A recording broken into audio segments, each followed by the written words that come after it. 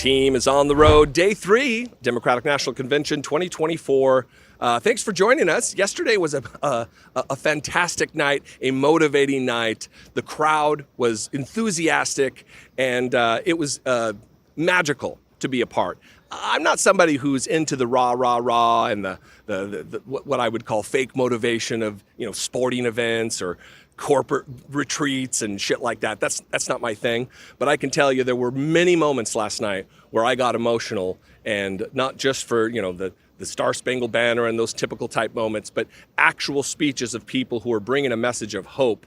It was fantastic.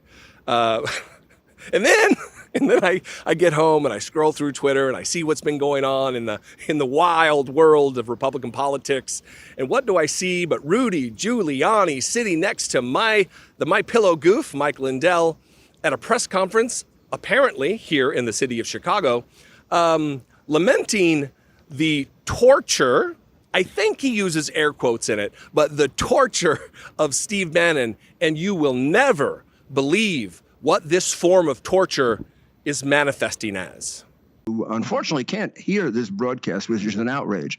I ran the Bureau of Prisons in 2 capacities. First, I was absolutely in charge of it as the Associate Attorney General for 2 years under Ronald Reagan, and then I was the Chief of Staff of the guy who was in charge of it under Gerald Ford. I do not remember prisoners of his category not having access to television for occasional shows, special shows. Every once in a while, a prison would get nasty. I remember having to secure the rights for lifers to see the Pope. Imagine not letting them see the Pope. I mean, that's ridiculous. Steve Bannon, and let me tell you this, Steve Bannon is not being treated the way other prisoners are being treated. His case has been moved from the Bureau of Prisons to Crooked Attorney General Garland's office, and they're calling the shots because contacts that I have in the Bureau of Prisons have told me they've been taken out of the case. So he's being, let's say, tortured. No. And he'll be out. I'm sure he'll be able to talk all about it. Right. But boy, this election is about a fascist regime, and Well, Steve Bannon is prime #1 victim. So let me get this right. Of all of the atrocities that take place in the prisons across America, it's Steve Bannon who is being subjected to torture.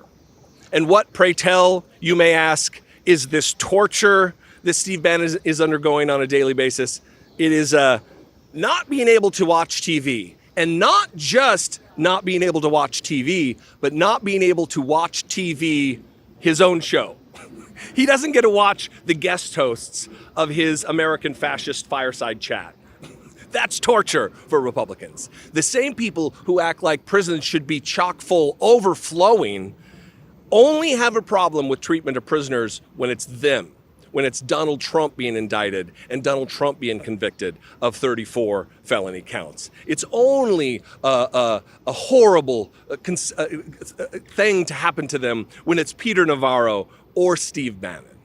If you're rich and you're white and you're connected to power, there should not be consequence. It's terrible. But if you're black, if you're brown, if you're poor, you get what you deserve, and you should have acted better. You should have complied. Apparently, compliance does not work for the Republican Party. Anyway, not much to say. It's pretty self-evident what their objectives are. It's pretty self-evident what they're talking about when they're talking about the torture of Steve Bannon. It's any consequence whatsoever is torture and unjust. They're not the party of law and order. They're not the party of justice. They're not the party of appropriate responses to disobeying the law and breaking the law here in the United States. I'd love to know what you think about this. You can call, leave me a voicemail, 714-576-4054. And of course, as always, you can email me daily at dollemore.com. If you appreciate what I do, and I hope you do, please consider, if you have it in your financial means to do so. If you're on a fixed budget, if you're retired, if you're counting your dollars to spend on stuff that's more important, keep it. Make sure you're subscribed and share these videos. That's help enough. But if you do have an extra $2 to throw away every month, my pockets are open, and I would love for you to help support this work and help me produce these videos. You can click the join button below, become a channel member for $2 a month, or alternatively, you can go over to patreon.com/IDoubtItPodcast. Both those are fantastic ways to help support this work and help me reach the millions and some months tens of millions of people that I do. I would appreciate it very much.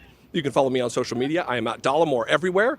Threads, TikTok, all of the social media that you probably shouldn't be on anyway. If you're there, you can follow me. I'm at Dollemore. I love and appreciate you guys. Thanks for your engagement, your organization, your passion for making this country, and by extension, the world, I believe, a better place. I'll see you next time.